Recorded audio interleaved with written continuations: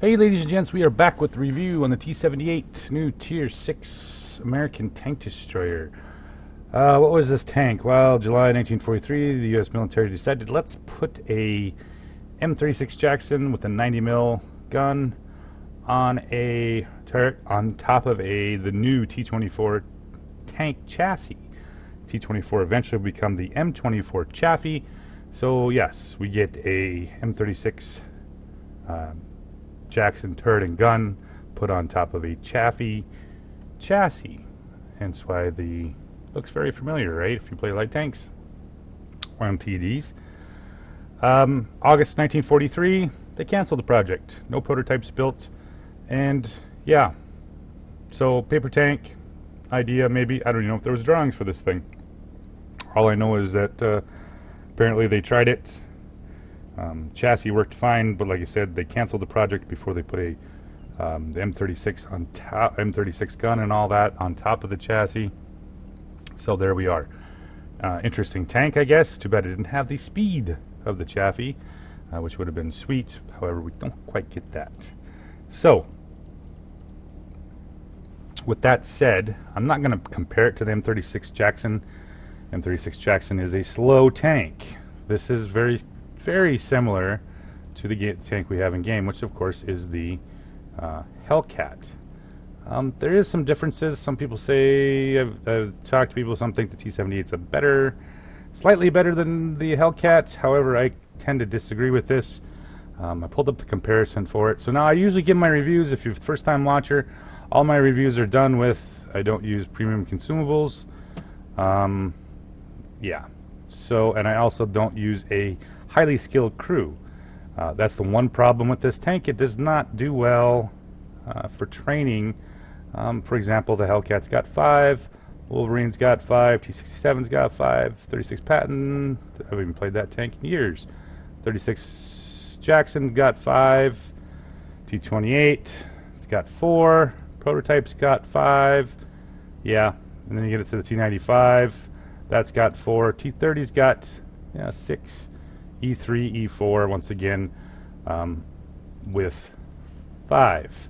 So, not the best crew trainer. If you're going to do any high tier tanks, you have a very select few that you're going to be able to train crews in. Yeah. So, if you're looking for a crew trainer, not it's going to work. Especially even with the Hellcat, it's still not going to match up real well. But yeah, that's the crew training part of it for this tank. Okay, we're going to do the comparison because that's what the real difference is between these two tanks. Now I have both of them configured in the same way. I just put 3 skills on each one: concealment, brothers in arms, and recon. So the 3 things that, well, not the 3 things, 2 things: the concealment and the recon with the longer view range, and of course with the concealment, which is I also use a enhanced gun laying drive, the caliber tank rammer, and of course a set of binocs. So with that said, looking at the 2 of them, they're pretty identical, at least for the most part. We're actually, can't believe I flipped out of that. Anyway, average damage per shot 240, average penetration 160, which gives us, for some reason, it gets the slight advantage to the Hellcat. I think most of the fact is because it has to do with the aim time, 1.45 versus 1.71, and the dispersion at 0.33 and the versus 0.36. This one fires slightly bit faster, but the soft gun stats, the Hellcat is better, which you'll notice. Not to say the T-78 is bad. Once again, these numbers are not that far off. This is this T-78 is very close to a Hellcat, especially when it comes to, maneuverability. Camo's a little bit off, gun handling's a little bit off, but for the most part, it is a premium Hellcat, slightly nerfed, in my opinion. But hey, what do I know? Average damage per minute, once again, goes to the T-78, and the hit points to the T-78, and of course a slight increase in armor because this is, of course, a light tank chassis, and the turret armor is 76, 31, 25, so a slight edge to the Hellcat for the turret armor. Here comes the kind of the bigger difference here. The Hellcat's a lot lighter. Especially and then you add in the engine horsepower, which gives it a significant advantage in the top speed. Not like you're ever going to see 72 kilometers a lot of times, but for the most part, it does get up and go a little bit better than the T-78. Traverse speeds are identical, but here comes the other big difference, of course, is the concealment. Hellcat wins once again, and as well with the concealment of a moving vehicle. View ranges are identical, set up the same way. So, in my opinion, yes, the Hellcat is slightly better than the T-78. I'm like 15% better. If you guys are looking for a number, I don't do numbers well, but what are you going to do? So, yeah, a slightly nerfed Hellcat. So if you're interested in a tank that you can't do crew training in, and it's slightly less than, slightly not quite as good as the Hellcat, here you go. 20-some bucks gets you a base model with a 100% crew, and like the $75 version, I think you get the special camo, all the frills and trills and all that kind of stuff, so whatever you want to spend on it. It's a meh tank, I'll be honest. You know, I love the Hellcat. I've got a lot of games in the Hellcat from way back in the day with tank companies when that was the shit for Tier 6 tank destroyers. Still love the tank. So yeah, with the nerfs to the T-78, it goes from a 1 thumbs up down to kind of a meh.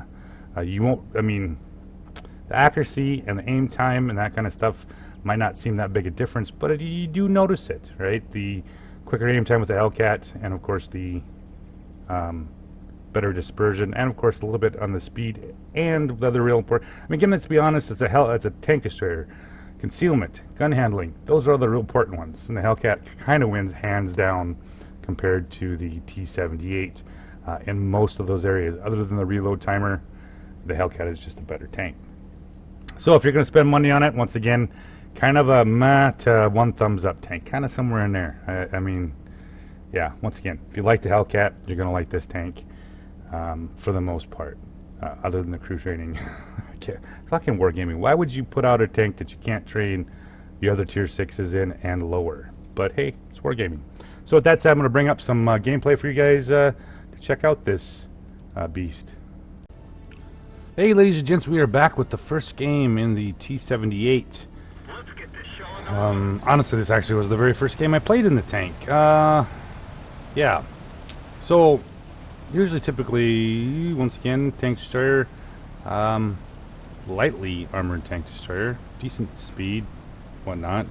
But considering I don't have much of a, this is actually, right now, at 100%, I don't even have much of a BIA on this thing. I tend to be a little bit not quite as aggressive.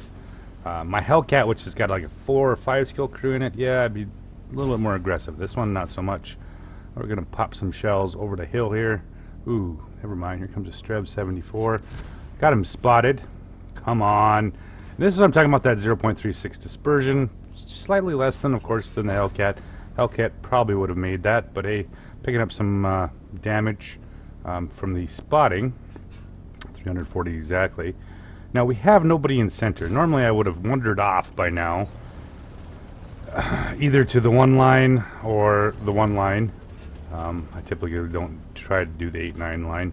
That tends to be a clusterfuck. And once you get off that line, then you have to get up onto the ramp. So yeah, I don't tend to be that very far. So there's a 3485. Let's see, we put one right down the middle of your barrel. Maybe, possibly. There we go. Finally get the first one. T-67 got spotted for it. Here comes the Leo. And since I have nobody here in the middle with me, other than the M10 here with what's sitting next to me, I'm going to be a little bit, once again, a little bit more cautious. Leo, STR-74 up in the monastery. And we are evened up 1-1. So we're just going to keep an eye on this, see if we can get any more tanks coming up center, possibly.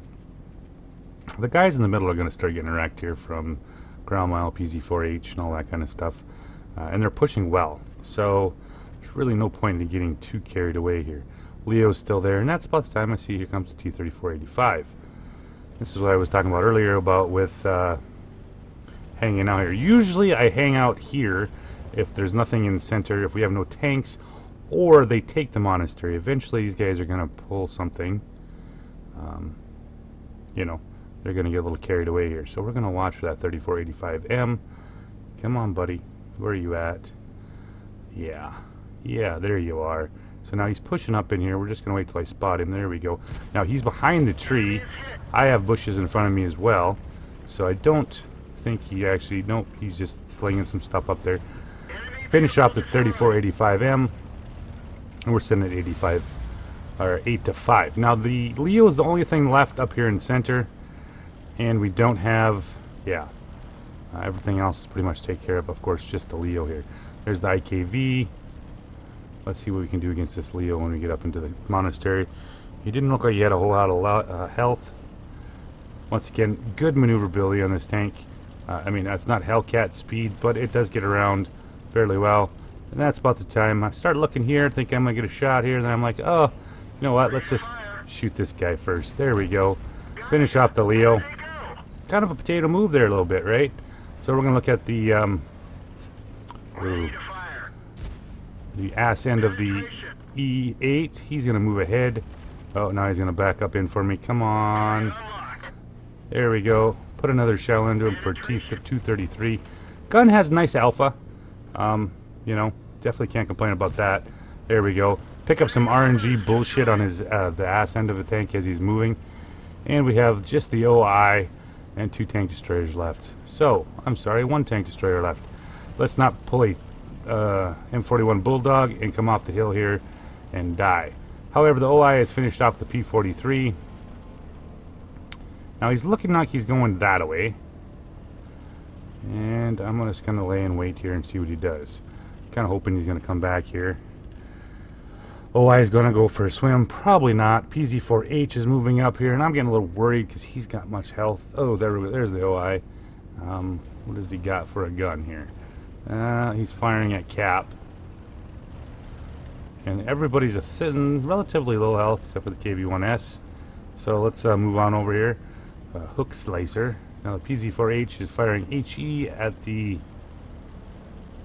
OI. Yeah, let's see if he makes one more shot there. We'll see if he... Oh, never mind. Let's put 1 shell into him. So he's got the original little gun. Let's pull around to his side here. Ooh, can we finish him off? No, 241. I gotta get another shot into him. Nope, probably not. Boom, they finish him off. So, first game in the bag. And we got a couple more to go yet, guys. Alright, back with the second game. I had some really excellent matchmaking. Tier 6 is the way to go. Tier 7 still sucks. But for the most part, I was top tier almost every game except for 1, I believe. Yeah, 1 game. Yeah. I also got one-shotted by artillery twice. So be careful with this thing. M44s love your ass. GWs love your ass. Everything with the artillery shell of any sort, any kind, loves your ass. They will take massive amounts of damage off you if it's a direct hit. Lightly skinned tanks like these pretty much does that. So I honestly started looking at the Leo going, what? Where are you going? Right? So massive number of tanks in the valley. Couple tanks over here. Nothing in the center road except for my little lonesome right here. So we're going to check this out here. See what happens here. So we're going to do the usual blind fires. There's always something sitting in there, right? Oh. Is there something there? Well, move over a little bit more, see if we can find it. Goes high. Of course, it always goes high. So now, typically, in this situation, I don't like to push up too far or at all until they have a pretty good reckoning of what is in that town. 131's moved up. 222 KV 222 is moved up. It's looking a little more secure because if I get trouble on the center road, that's going to be where I'm going to get help here. Now the Leo light tank is still there, so we're going to move up here. I really want to get up into the next rock place here, but once again, oh, never mind. There we go. Take a KV2 round, and I bounce it. However, I do have the Leo, the M4, Yeah, there's a lot of shit there. AP round from the KV2. Premium round, mind you. Blocked like a boss. So, we know there's a bunch of shit there. Let's not get carried away with ourselves. It is still too early in the game to be this far down in health. Is there... Oh, there he is. I thought he was maybe sitting in that bush. But nope. So, let's aim in on the Strev. Here he comes. Backs up. Gets some RNG bullshit. Puts a nice 247 in his rear. And he's running. Here comes the T-34. One more right there. He's down 231. Got the P-43 coming in here. Oh, let's see if we can get the P-43. There we go. One shell into him. Now he's backing up. Let's put another shell into him too. What do you think? Yep. Right there. Not even fucking close to where I'm aiming. And this is what I'm talking about with the difference between the Hellcat and this tank. Really don't think 0.33 versus 0.36 would be that big a deal. Granted, this, of course, is not... I'm not even completely done with the BIE on it, so it's going to get a little bit better. However, once again, 0.33, 0.36. And there's the Hellcat. That was most likely part of my problem when I first came in here. He's hanging out right there.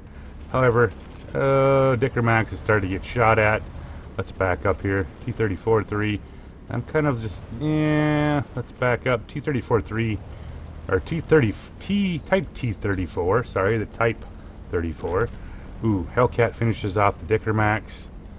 And we're going to wait for our chance here to be the usual sniper. Oh, so I know he's there somewhere in that bush here. So we'll put a shell out there. Nope, hit the rock. PZ-54 is ahead of me. Come on, spot him. I know he's here somewhere. No, he's not there. Ooh, there's a KV-220. Ah, there we go. Now we pick up the Hellcat. Now let's look at some of that marvelous accuracy. When you need it, it shows up. Put a shell into his idler. Come on, one more. There we go. Finish off the Hellcat. And now we have the KV... What is the KV-2? He had been hanging out. Remember, that was the one I bounced, right? Put a shell onto him. And we got the M4. Yeah, apparently they had a large number. Nope. Can't get the E2. E2 armor is OP. So, I had a number of 1,500 damage games. I mean, of the 10 games I played for when I usually do these reviews, I think I had at least 5 of them, right around the 1,500 plus. And then I had the 2 games where I did 0 after I got spotted and one-shotted by artillery.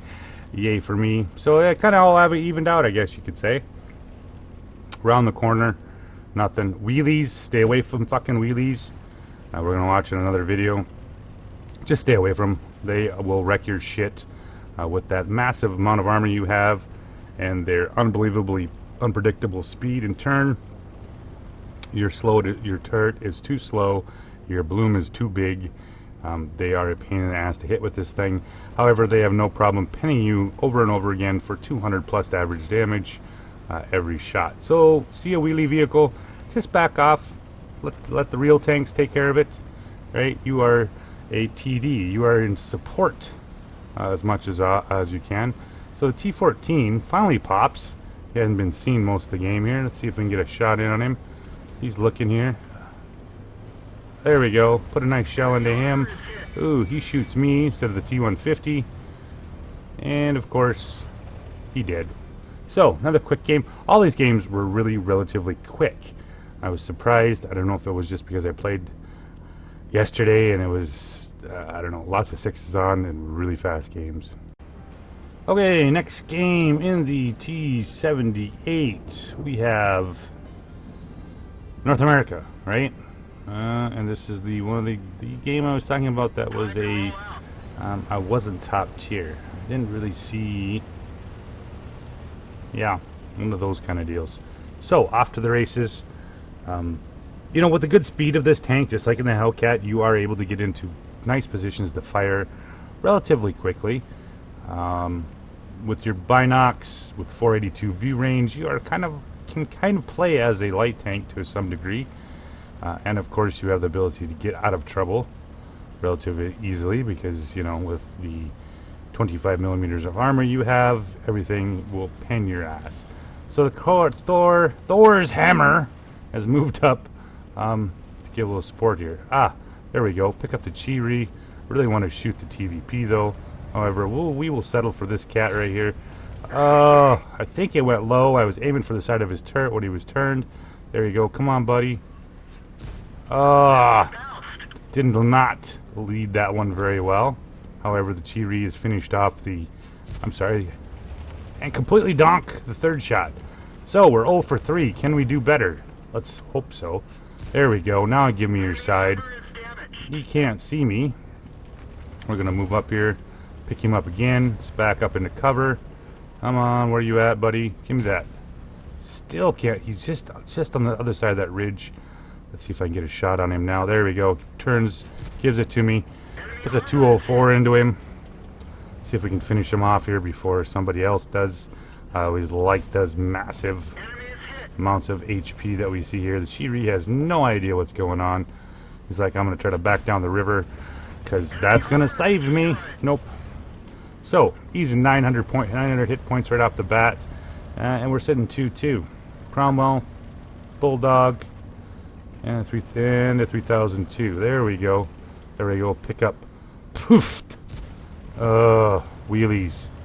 And he's a tier 8 wheelie, which means he's going to almost clip me out if he gets lucky.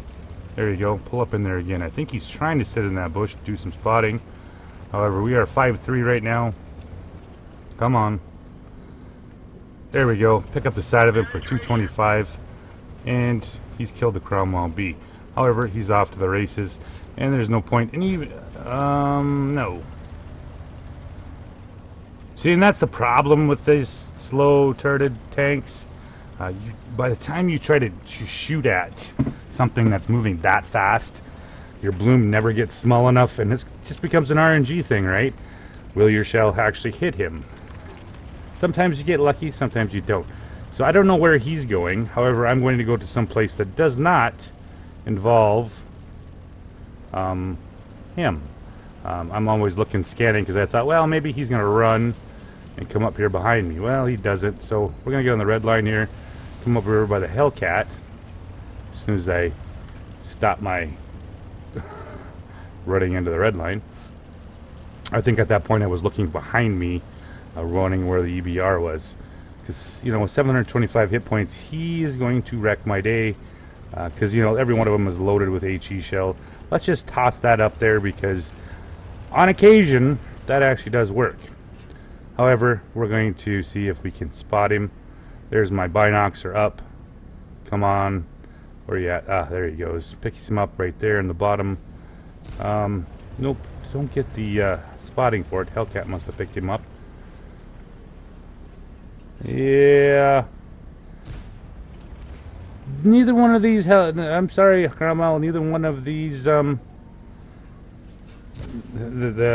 yeah. It's a hope and a prayer at this distance to hit the EBR here. So the Hellcat and I are both here. EBR is going after the VK. He kills the VK.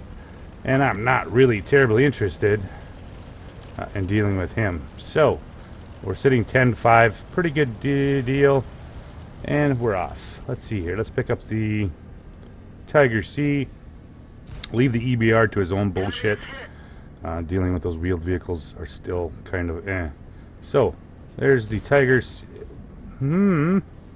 What is that? Yeah, nothing. So, he's dead. Those guys are pushing pretty hard this cap here. Pick up both Jagdpanzer E100 or Jagdpanzer 4s. There we go. We got some artillery. We got some accuracy with this thing, kinda maybe. Let's see here. Right about there. Yep, he did. Pick up the Jagdpanzer 4, and we just have the FV left. Where could he be at? Ah, there's the FV. He is, yeah. So, pick up a nice 1668 for that game. Yeah, had a good time in the tank. Hope you guys enjoy, and thanks for watching.